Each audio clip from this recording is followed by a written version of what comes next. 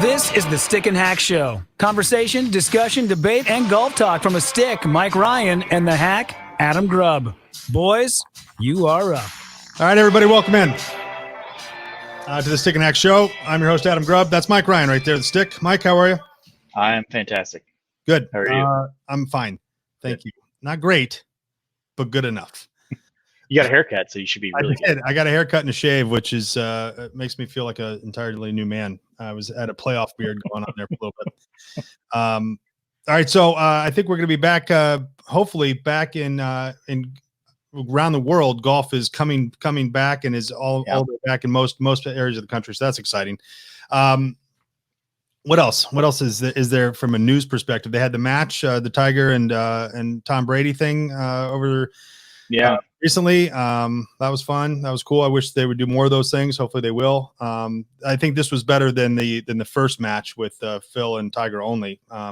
It had a little more stick and hack kind of feel to it, even though Brady and Peyton are pretty damn good golfers in their own right. Right. They're not professionals. So I like it. Hopefully they do more of that stuff.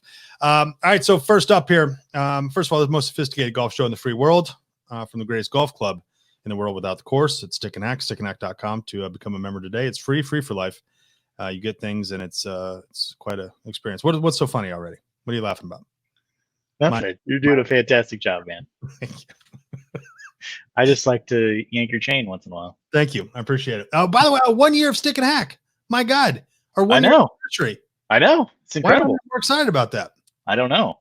You should be. I should be. 1 year of Stick and Hack. One other thing we need to point out is you changed your vantage point here. I did. I changed for those of you watching on YouTube and watching this show. I changed my vantage point.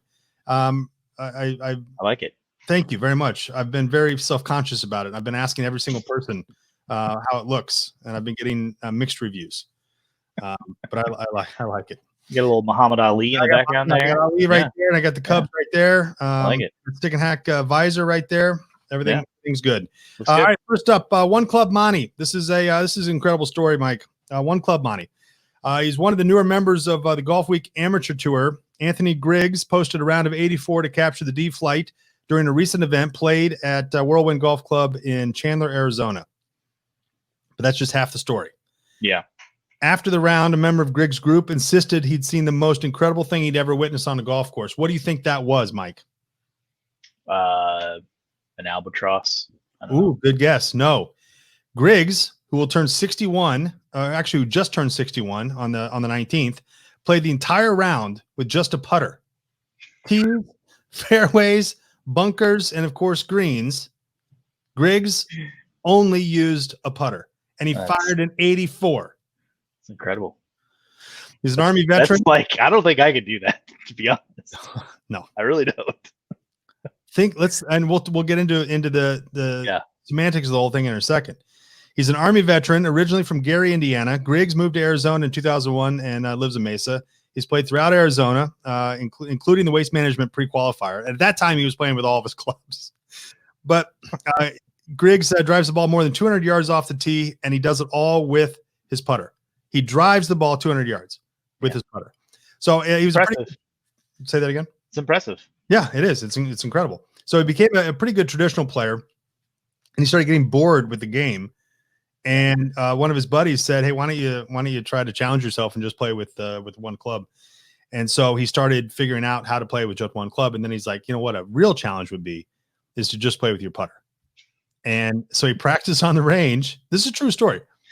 I know. He decided to give it a try. And he found out with some trial and error, he could hit the ball pretty well with just his putter. And he's been using his putter on the course ever since for every shot. I can't even imagine. I'm trying to figure out how. See, I'm choked up now.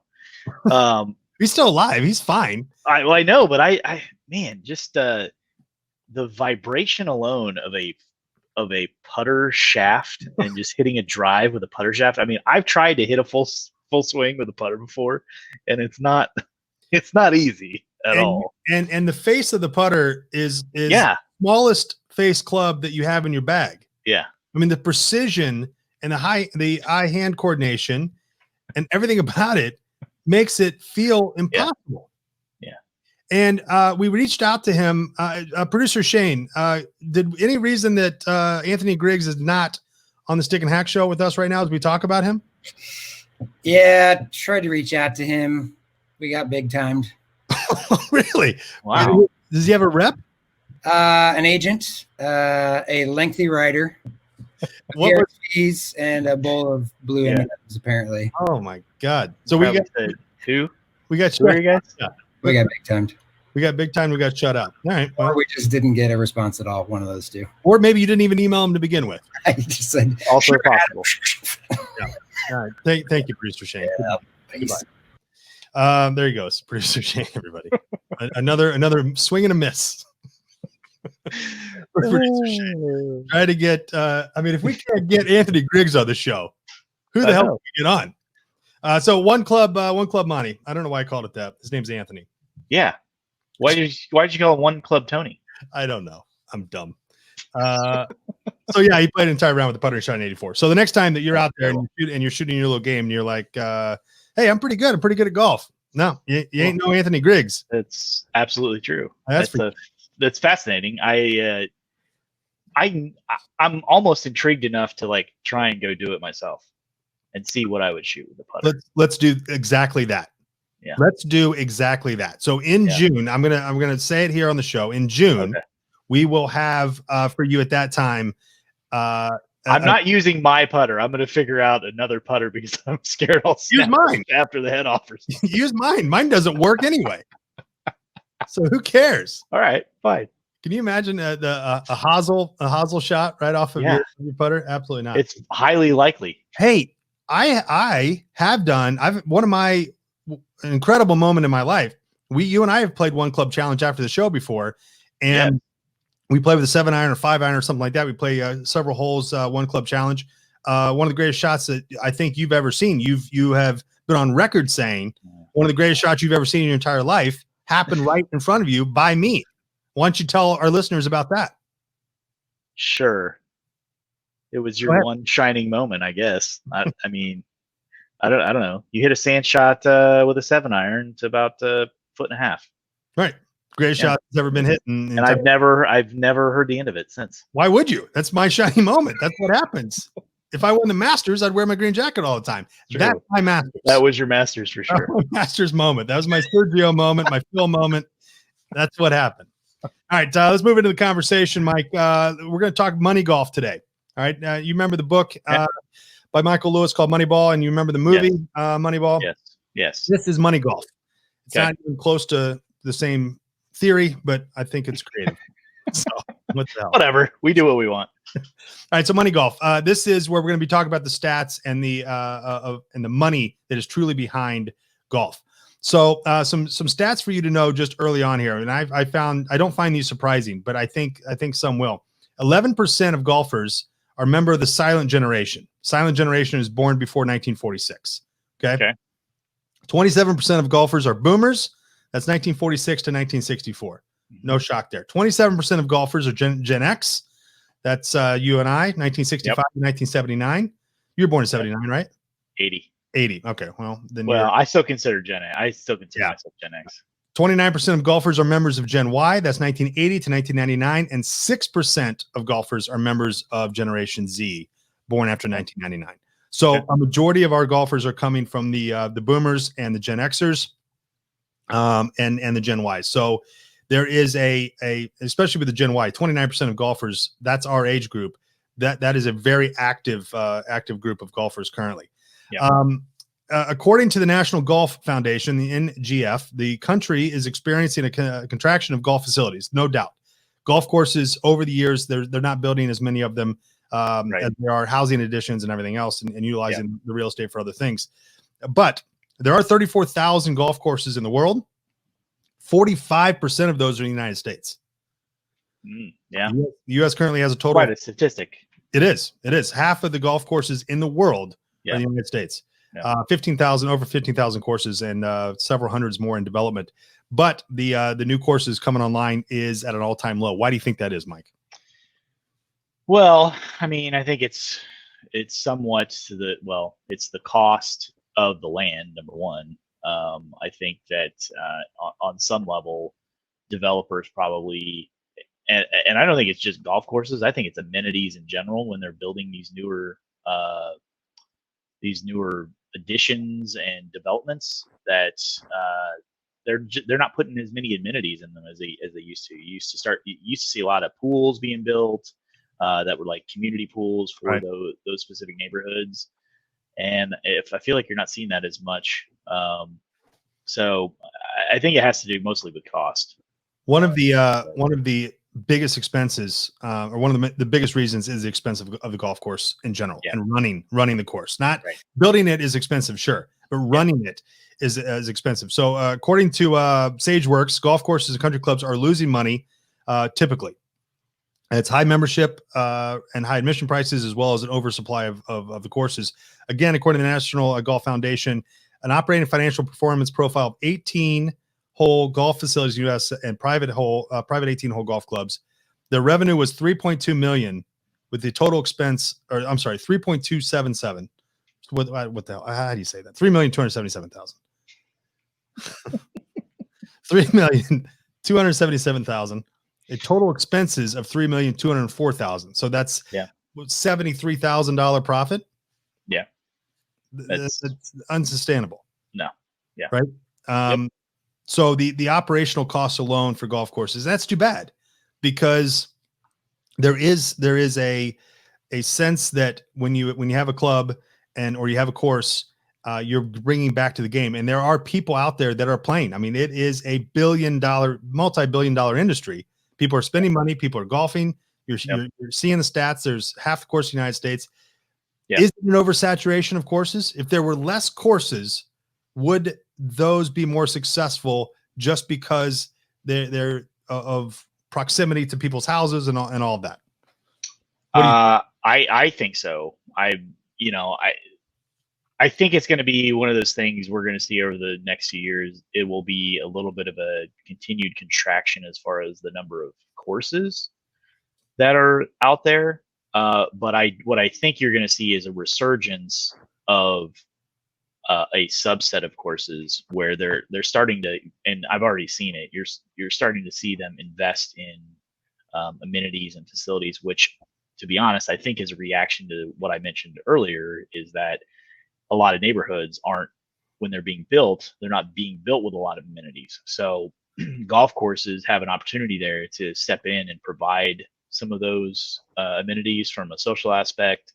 I've seen a lot of courses that are investing in pools and tennis courts and all those other things, as well as simulators, so that they can keep their members around during the cold times, especially up in the northern states. Right. I just think it's something where you're going to see there'll be a subset of the market that will go away and fall off, which we've already seen, and I think we're going to continue to see a little bit. But I think you're going to see some other courses that understand how to manage things well, that are able to take advantage of that. 6% of those born after 1999 are playing golf. So that's Generation Z. That's where we need those kids coming up and the high schoolers to be involved in golf and be playing golf for the generations to come. And something that has happened recently, very recently, within the last several weeks, which is not good. It's not a very good precedent to start. Akron College, University of Akron. University of Akron. Thank you. Yes. Also known as Akron College for those for locals. Yeah, right. I'm sure they would have nothing to say about that. Akron College. Yes. It's literally what it is. It's what it is and it's where it's from. Yes. University of Akron canceled their golf program, both women and men, right? No, just their men's. I'm not sure if they have a women's team or not, but they actually canceled 3 total sports programs. They got rid of men's golf, men's cross country, and women's tennis. So they and they specifically cited COVID-19 budget concerns around it. They were concerned about that. To me, it's going to be interesting to see if that becomes a trend across the country is, as some of these universities' budgets get squeezed because of, not being able to have students on campus possibly, and reduction in revenue because of that, do they start cutting some of these smaller programs? Because, we all know that athletic budgets in college are tight as they are. It's unfortunate to see it. It really sucks. Akron, I believe they played at Firestone. Right. It was their home course, which, yeah. I mean, well, I can't even imagine. It sucks for those guys that are on that team, and yeah, I mean, that's to have your sport completely taken away is awful. And there's a stat that producer Shane, if you could throw up there for us around the high school athletics. And so this is where college programs started in high school, and over the last 10 years, right, starting in 2009, there was 157,000 boy golfers and 70,000 girl golfers in high school. And those numbers have flipped. So we lost 13,000 boy golfers coming into the programs over 10 years, but gained 9,000 girl golfers. Now we would love to see both those numbers running up, current and going up. But the fact that there are girl golfers in high school and that number is rising 1,000 a year is something positive within the game itself.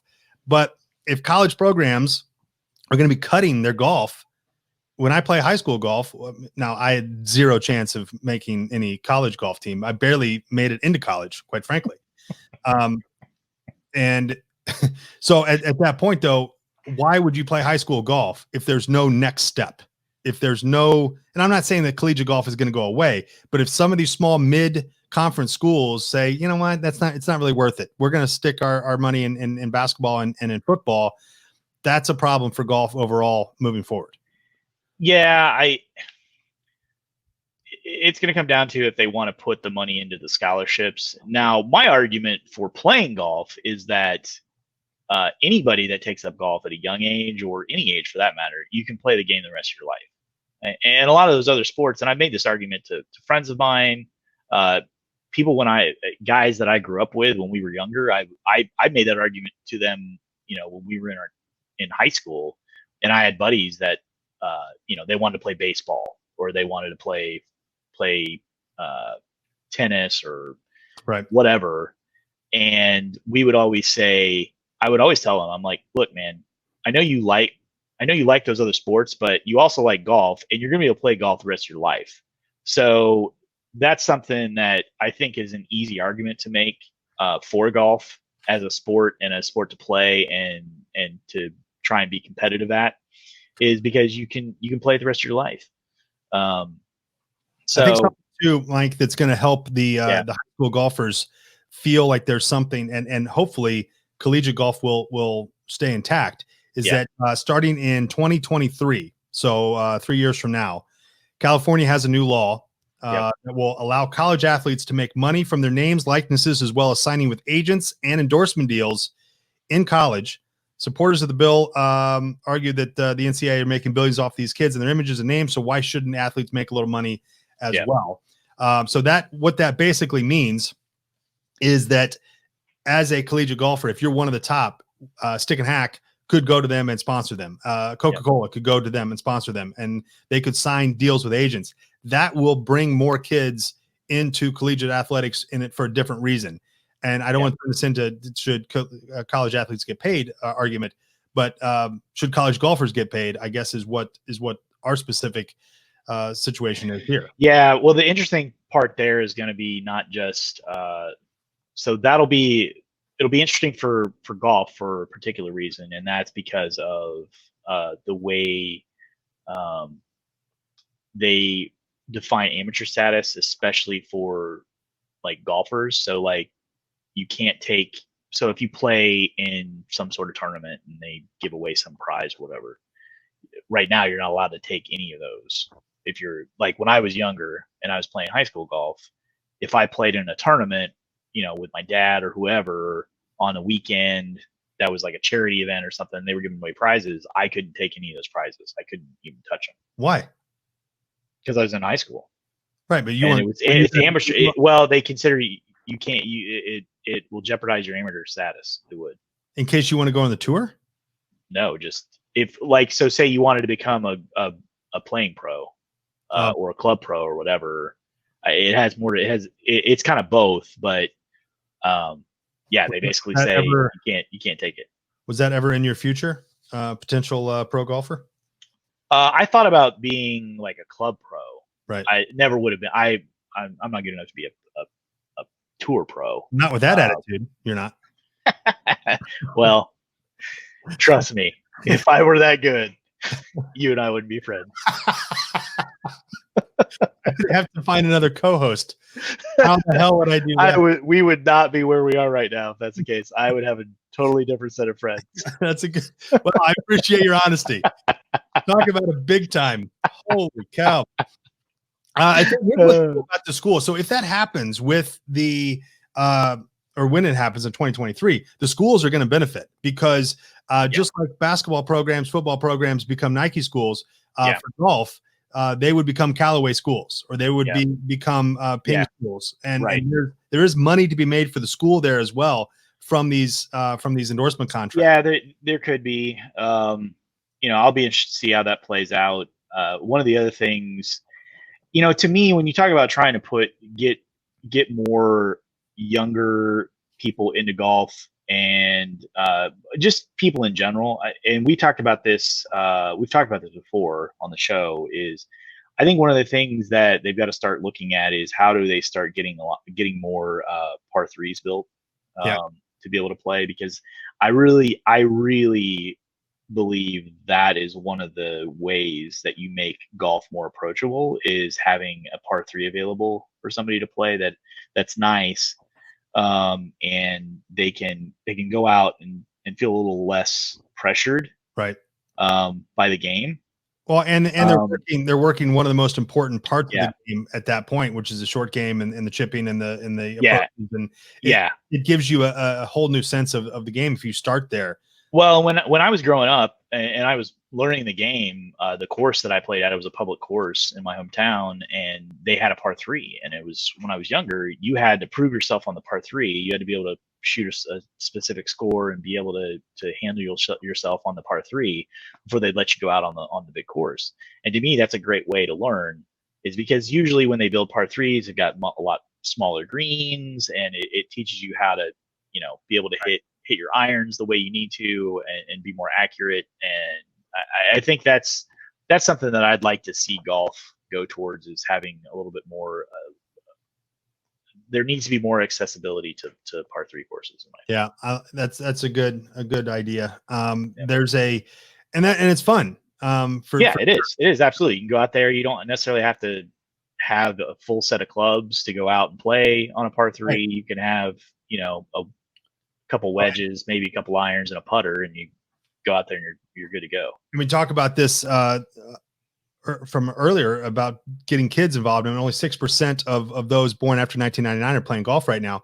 Yeah. How do you do that? Well, you got to get your son or daughter out on this course. I mean, I've played with my middle child before, and who's 9.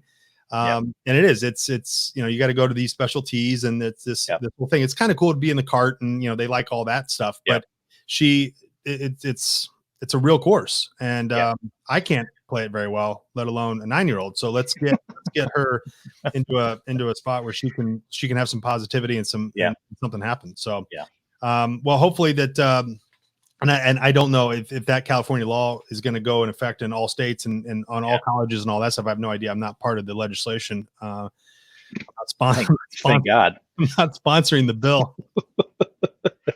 I agree with it. I'm just not sponsored it, so I don't have all the information. All right, so let's move into the clubhouse here, Mike. As the Stick and Hack show continues here, our 1-year anniversary show. The clubhouse, we've added something new here: the Stick and Hack Life, FYI. Because as golfers, Mike, we have other things that we enjoy. We have other things that we do, right? We don't just play golf. And I think that you're going to find that in your travels and in your day-to-day, you're going to find some things that you're picking up from Stick and Hack that you're going to be like, hey, did you know this? And then you're going to look like a genius. I mean, it's basically, this is designed to make you appear smarter than you are. Sure. And most people aren't going to give us credit, right? They're not going to say, I heard it on Stick and Hack. They're going to be like, oh, did you know? They're going to take all the credit for that. They did it themselves. Okay. Do you know the definition? Do you know what a con man is? I do. Okay. I'm aware of what a con man is. Yes. Okay. So this is the start. This is how the con man came to be. Okay. Okay. There was a man in the early 1900s. He'd dress up. He'd walk up to a well-off individual, pretend that he knew them, and he'd start a conversation, which the victim would go along with, since it would be hugely embarrassing to admit, hey, I don't know who you are, right? So you just go up and start talking to them. Right. After a while, this guy's name was Thompson. He would ask for a loan of something valuable, money, a pocket watch, tie clip back in the day. Sure. And his phrase would go, hey, do you have confidence in me to loan me this until tomorrow? Basically ask him if he'd trust his old friend. Yeah. Right. They would. The victim, already feeling sheepish for not being able to place this man in his memory, would agree and loan him the item or money. Yep. Of course, Thompson would never show up again, and he would sell the items and spend the money. Right. When he eventually got arrested, put on trial for his cheats, the newspapers found out the details and called him the confidence man. The name quickly became generic for any swindler, got shortened to con man, and gave rise to related words like con game, short con, long con, and simply con. Confidence man. So That's when you, fascinating. Right? It is fascinating. Yeah. True story.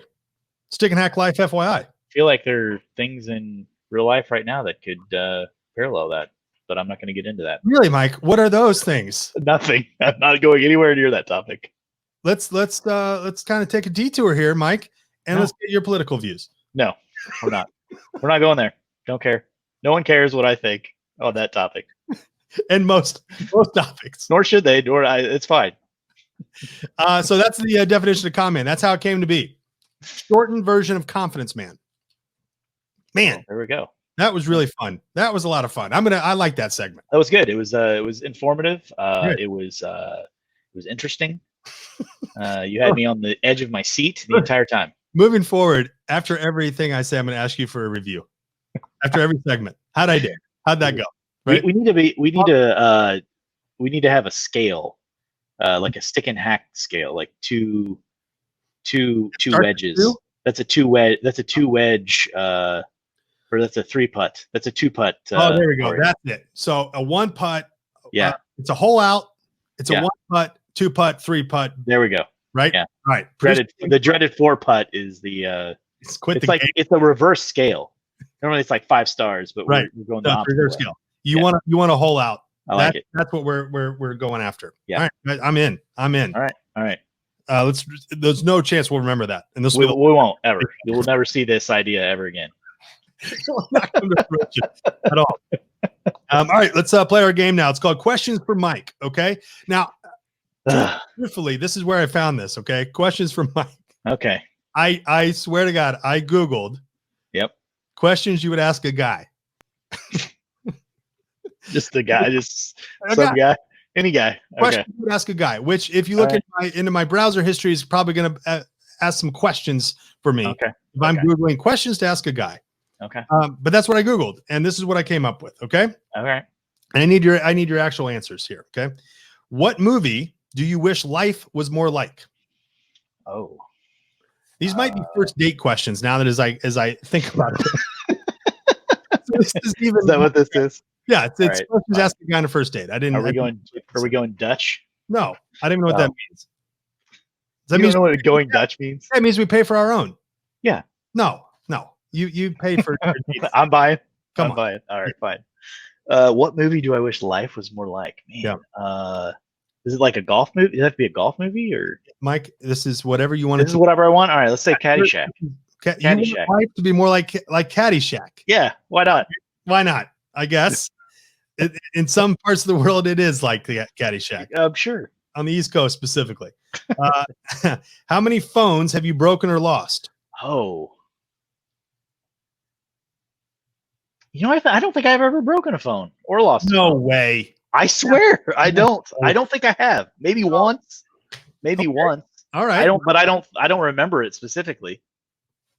I literally. Oh yes, no, you're right. I did lose one. I remember. Yeah. There's a really bad story behind that too, but I'm not telling it. Okay. So the most interesting part of the show could be this story, and you're gonna pass. Yeah, that is not going out into the public. That's a 4-putt. What is the most useless thing you know how to do? The most useless thing I know how to do? Yeah.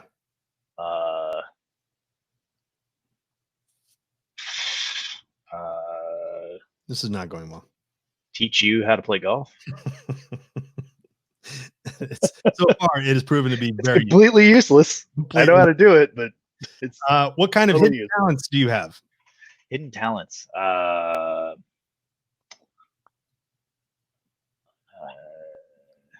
don't feel like I have any hidden talents. Right. I would agree with that 100%.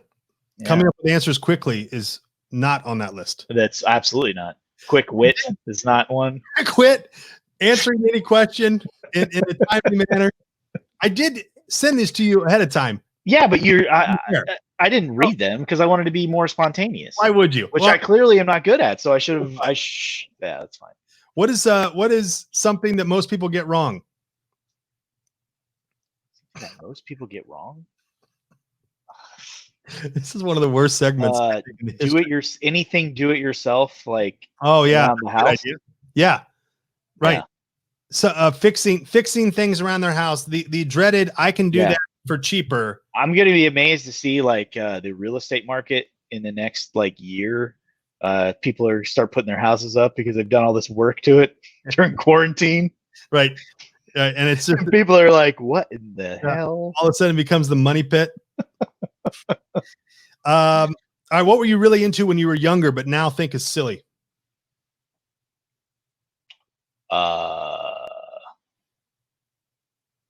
Pro wrestling, probably. Good. That's a good answer. Yeah. Back then it was the jam back then. I'm not as much into it now. I'm not saying that it's not, it's fine. I'm just not into it like I was then. But you don't think it's silly? You still? I mean, it was silly. It's a little silly, but it's still entertaining. Right. But last question. Questions for Mike. Okay. Googled questions to ask guys on a first date, and here's what we came up with. Who or what is your nemesis? You.